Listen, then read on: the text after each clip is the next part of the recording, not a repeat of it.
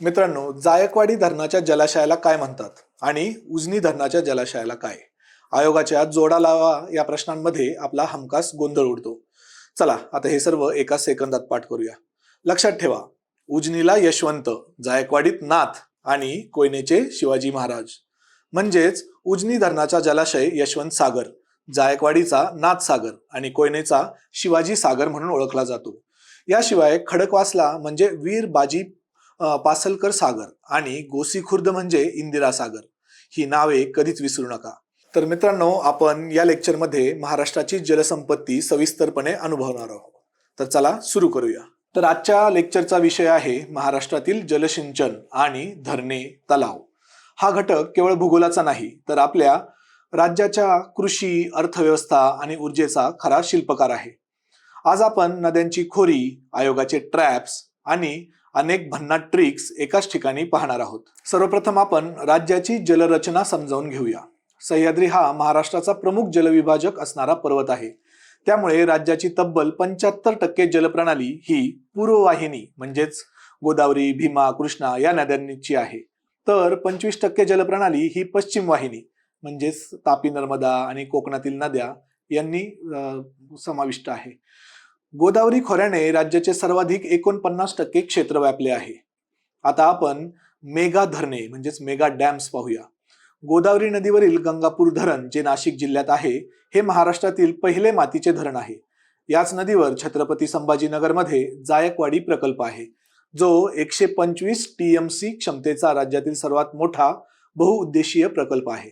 तसेच प्रवरा नदीवरील इंग्रजांच्या काळातील ऐतिहासिक भंडारदारा धरण हे अहिल्यानगर जिल्ह्यात स्थित आहे. आता आपण भीमा खोऱ्यातील दुष्काळग्रस्त पट्ट्याची जलसंजीवनी म्हणजे सोलापूर जिल्ह्यातील उजनी धरण पाहूया. याच्या प्रचंड जलाशयामुळे याला यशवंत सागर म्हटले जाते. हे धरण केवळ सिंचनासाठी नाही, तर रोहित पक्ष्यांचे म्हणजेच फ्लेमिंगोचे प्रमुख आश्रयस्थान म्हणूनही पर्यावरणाच्या दृष्टीने अत्यंत महत्वाचे आहे. कृष्णा खोरे हे राज्याची भाग्यरेषा मानली जाते. इथे सातारा जिल्ह्यातील पाटण तालुक्यात कोयना धरण आहे, जो सर्वात मोठा जलविद्युत प्रकल्प आहे.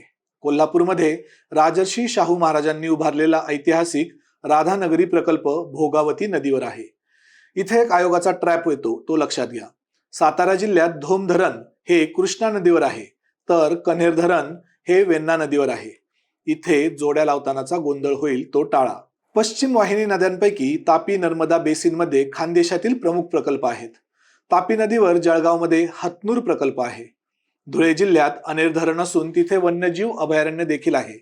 तसेच नाशिकमध्ये गिरणा नदीवर चनकापूर आणि पांझरा नदीवर सय्यदनगर प्रकल्प आहेत. महाराष्ट्रातील धरणे आणि त्यांचे जिल्हे एकाच वाक्यात कसे पाठ करायचे, तर ही भन्नाट ट्रिक बघा. समजा एका मित्राने राधाला फोन लावला आणि तो म्हणाला, राधा पवना तो ये जायकवाडीला. म्हणजे काय, परत एकदा सांगतो, राधा पवना तो ये जायकवाडीला. या एका वाक्यात 4 धरणे आणि जिल्हे पाठ होतात. राधा म्हणजे राधानगरी जे कोल्हापूर जिल्ह्यात आहे. पवना म्हणजे पवना धरण पुणे जिल्ह्यात. ये म्हणजे येलदरी धरण परभणी जिल्ह्यात. आणि जायकवाडीला म्हणजे जायकवाडी धरण छत्रपती संभाजीनगर जिल्ह्यात. झाले की नाही एका वाक्यात काम तमाम. आता पाहूया जलाशयांची नावे. तर हा एक मास्टर मॅट्रिक्स पहा. परीक्षेमध्ये यावर हमखास प्रश्न असतो. जायकवाडीच्या जलाशयाला नाथ सागर म्हणतात, उजनीला यशवंत सागर म्हणतात, राधानगरीच्या जलाशयाला लक्ष्मी सागर आणि पुण्याच्या खडकवासला जलाशयाला वीर बाजी पासलकर सागर असे नाव दिले आहे. आता दुसऱ्या मास्टर मॅट्रिक्स पाहूया. सातारा जिल्ह्यातील कोयना धरणाच्या अथांग जलाशयाला शिवाजी सागर म्हणतात. पुण्यात अंबी नदीवरील पानशेत धरणाला तानाजी सागर म्हणतात. पालघरच्या वैतरणा धरणाला मोडक सागर आणि भंडाऱ्यात वैनगंगा नदीवरील गोसीखुर्द प्रकल्पाला इंदिरा सागर असे म्हणतात. मित्रांनो, मुंबई शहराला पाणी पुरवठा करणारी 7 धरणे कोणती आहेत माहितीये? आणि यात आयोगाचा एक मोठा ट्रॅप कुठे असतो, चला ते डिकोड करूया. ही 7 धरणे आहेत भातसा, तानसा, मध्य वैतरणा, अप्पर वैतरणा, मोडक सागर, तुळशी आणि विहार. पण थांबा, आयोगाचा सापळा इथे आहे. विहार आणि तुळशी हे 2 तलाव स्वतः मुंबई शहराच्या हद्दीत म्हणजेच संजय गांधी राष्ट्रीय उद्यानात येतात. बाकी सर्व धरणे म्हणजेच उरलेले तानसा, भानसा इत्यादी मुंबई बाहेर म्हणजेच ठाणे आणि पालघर जिल्ह्यात आहे.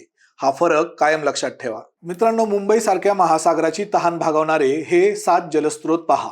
यामध्ये भातसा, तानसा, मोडक सागर हे वैतरणा नदीवर आहेत. मध्य वैतरणा, अप्पर वैतरणा, तुळशी, विहार या सर्वांचा समावेश होतो. यापैकी मुंबईला सर्वाधिक पाणीपुरवठा हा भातसा धरणातून होतो. आत्ताच सांगितल्याप्रमाणे परत एकदा तो महाट्रॅप समजावून घेऊया.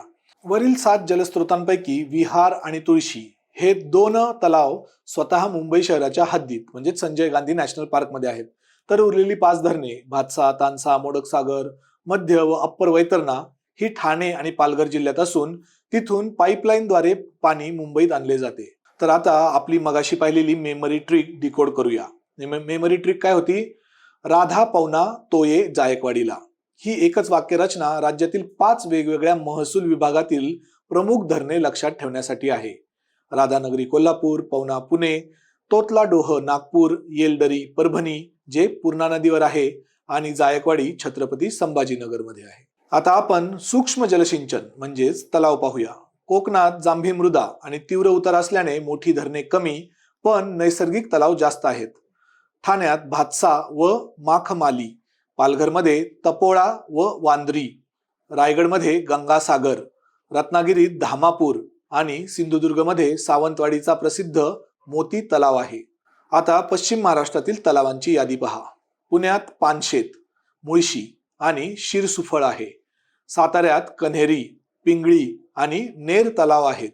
कोल्हापूरमध्ये ऐतिहासिक रंकाळा, कळंबा आणि न्यू पॅलेस तलाव आहेत. तर दुष्काळग्रस्त सोलापूरची जीवनवाहिनी म्हणजे सिद्धेश्वर, एकरूख, हिप्परगा आणि आष्टी तलाव होय. आता आपण उत्तर महाराष्ट्र आणि मराठवाड्याचा विभाग पाहूया.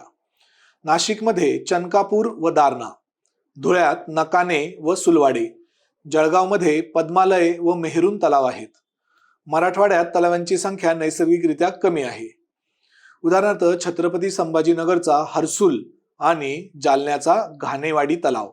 त्यामुळे येथील सिंचन प्रामुख्याने जायकवाडी व येलदरी या मोठ्या धरणांवर अवलंबून आहे. आता विदर्भ हा महाराष्ट्राचा खरा तलावांचा प्रदेश, लेक एरिया आहे. नागपूरमध्ये रामसागर, अंबाझरी आणि गोरेवाडा आहे. भंडारा व गोंदियात नवेगाव बांध, इटिया डोह आणि भंडारा व गोंदियात या जिल्ह्यात तलावांची सर्वाधिक घनता आहे. चंद्रपूरमध्ये ताडोबा व घोडसरी तलाव आहेत. आयोगाचा ट्रॅप लक्षात घ्या. माजी मालगुजारी तलाव हे सिंचनाचे प्राचीन व प्रभावी मॉडेल प्रामुख्याने याच पूर्व विदर्भात आढळते. हे सिंचनाचे मॉडेल्स पाठ करून ठेवा. महाराष्ट्रातील महत्वाचे जलविद्युत प्रकल्प म्हणजेच हायड्रो इलेक्ट्रिक प्रोजेक्ट्स आणि औष्णिक केंद्रे यांचे जिल्हे कसे लक्षात ठेवायचे? तर घोकंपट्टी करू नका, ही एक ओळ लक्षात ठेवा. तुमची ट्रिक आहे गोपी जी को भात. परत एकदा सांगतो, गोपी जी को भात. गो म्हणजे गोंदिया, पी म्हणजे पालघर किंवा पुणे, जी म्हणजे गडचिरोली, को म्हणजे कोल्हापूर किंवा कोकण, भा म्हणजे भंडारा आणि त म्हणजे ठाणे, टी ठाणे. हा राज्यातील खनिज व ऊर्जा पट्टा लक्षात ठेवण्याचा सोपा मार्ग आहे. आणि लक्षात ठेवा, महाराष्ट्रातील सर्वात पहिला जलविद्युत प्रकल्प रायगडमधील खोपोली हा आहे. भारतातील कोणता आहे? तर शिवसमुद्रम प्रकल्प. आता वळूया राज्याच्या ऊर्जेच्या महामार्गाकडे. महाराष्ट्राच्या एकूण ऊर्जा क्षमतेत जलविद्युत म्हणजेच हायड्रोपॉवरचा वाटा सुमारे 10% आहे, जे प्रदूषणमुक्त आणि शाश्वत असते. परंतु राज्याच्या वीज निर्मितीचा मुख्य कणा आजही औष्णिक ऊर्जा थर्मल पॉवर, ज्याचा वाटा 59% आहे, हाच आहे. हे थर्मल पॉवर दगडी कोळशावर चालते. आता जलविद्युत मध्ये पहिले पाऊल आणि सर्वात मोठी झेप पहा. रायगड जिल्ह्यातील पाताळगंगा नदीवरील खोपोली हा महाराष्ट्रातील पहिला जलविद्युत प्रकल्प जो टाटा पॉवर याद्वारे स्थापित केलेला आहे. तर सातारा जिल्ह्यातील कोयना हा राज्यातील सर्वात मोठा जलविद्युत प्रकल्प असून त्याची क्षमता 4 टप्प्यात मिळून तब्बल 1920 मेगावॅट इतकी आहे. आता आपण राज्यातील इतर प्रमुख पॉवर ग्रिड प्रकल्प पाहूया. भीरा व भिवपुरी हे रायगड पुणे जिल्ह्यात आहेत. घाटघर अहिल्यानगर हा जो 250 मेगावॅटचा प्रोजेक्ट आहे. जायकवाडी पैठणमध्ये आहे आणि पवना. आता एक भौगोलिक फॅक्ट लक्षात ठेवा. सह्याद्रीच्या पश्चिमेकडील तीव्र उतारामुळे राज्याचे बहुतांश मोठे जलविद्युत प्रकल्प हे पश्चिम महाराष्ट्र आणि कोकण सीमेवर एकवटलेले आहेत. औष्णिक ऊर्जा थर्मल पॉवर मधील प्रमुख केंद्रे पाहूया. राज्यातील सर्वात मोठे केंद्र Chandrapur super thermal power station आहे. याशिवाय कोराडी व खापरखेडा जे नागपूर जिल्ह्यात आहे, परळी बीड जिल्ह्यात आहे, एकलहरे नाशिक जिल्ह्यात आहे, पारस अकोला जिल्ह्यात आहे, डहाणू पालघर जिल्हा आणि फेकरी जळगाव जिल्ह्यात हे सर्व प्रमुख प्रकल्प आहेत. हे प्रकल्प प्रामुख्याने कोळसा खाणींजवळ किंवा रेल्वे बंदरांजवळ स्थापित केले जातात. आता आपण पाहूया, आपण जेवढ्या ट्रिक्स त्या रिवाइज करूया. ट्रिक काय होती? गोपी जी को भात. ही ट्रिक राज्यातील प्रमुख खनिज पट्टे, औष्णिक प्रकल्प किंवा विशिष्ट संसाधने असलेल्या जिल्ह्यांचा गट एका झटक्यात पाठ करण्यासाठी वापरली जाते. तर मित्रांनो, या संपूर्ण लेक्चरचा हा आहे सारांश रूपी तक्ता. जल व ऊर्जा डॅशबोर्ड. सर्वात लांबीच्या नद्या: गोदावरी 868 किलोमीटर, भीमा 451 किलोमीटर आणि कृष्णा 282 किलोमीटर. सर्वात मोठी धरणे: उजनी सर्वात मोठा जलाशय आणि जायकवाडी सर्वात मोठी क्षमता असलेला जलाशय. आणि पहिले प्रकल्प: पहिले मातीचे धरण गंगापूर, पहिला जलविद्युत प्रकल्प खोपोली आणि सर्वात मोठे औष्णिक केंद्र चंद्रपूर. हा चार्ट परीक्षेला जाताना नक्की पाहून जावा. व्हिडिओ इथे पॉज करा आणि या चार्टचा स्क्रीनशॉट नक्की काढून ठेवा. मित्रांनो, आपण संपूर्ण जलप्रणाली, धरणे आणि ऊर्जा प्रकल्पांचे भौगोलिक विश्लेषण पूर्णपणे सविस्तर पाहिले. आता तुमच्यासाठी सोपा प्रश्न. मुंबई शहराला पाणी पुरवठा करणाऱ्या 7 तलावांपैकी कोणते 2 तलाव स्वतः मुंबई शहराच्या हद्दीत आहेत? तुमचे अचूक उत्तर खालील कमेंट बॉक्समध्ये नक्की लिहून पाठवा आणि व्हिडिओ आवडल्यास नक्की शेअर करा. आणि महाराष्ट्राच्या भूगोलासंबंधित किंवा महाराष्ट्राचा इतिहास या संबंधीचे व्हिडिओ पाहण्यासाठी सह्याद्री IAS अकॅडमीच्या यूट्यूब चॅनलला नक्की सबस्क्राईब करा. धन्यवाद. Keep studying. MPSC वर्णनात्मक किंवा UPSC परीक्षेची तयारी करताय तर तुम्हाला माहिती आहेच की प्रत्येक महिन्याच्या चालू घडामोडी किती महत्त्वाच्या असतात आणि विविध स्रोतांमधून माहिती एकत्र करायला किती वेळ लागतो ते. पण जर हे सर्व महत्त्वाचे मुद्दे सारांश रूपात तज्ञांद्वारे बनवून रेडीमेड एकाच ठिकाणी मिळाले तर यासाठीच आम्ही घेऊन आलो आहोत सह्याद्री पल्स, एक दरमहा पब्लिश होणारं मासिक मराठी आणि इंग्रजी या दोन्ही भाषांमध्ये उपलब्ध आहे. ज्या भाषेत तुम्हाला सोयीचं वाटेल ती निवडा. पूर्व परीक्षा आणि मुख्य परीक्षा यांचे भाग स्वतंत्र दिले आहेत. त्यामुळे फॅक्ट्स कुठे वाचायच्या आणि डायनॅमिक म्हणजेच विश्लेषणात्मक विषय कुठे ते तुम्हाला स्पष्टपणे समजेल. हे एक रंगीत मासिक आहे ज्यामध्ये इन्फोग्राफिक्स, तक्ते, उपशीर्षके अर्थातच सब हेडिंग्स यांचा देखील समावेश आहे. हे सर्व स्मरणशक्तीस मदत करतं आणि फास्ट रिव्हिजनसाठी देखील उपयोगी ठरतं.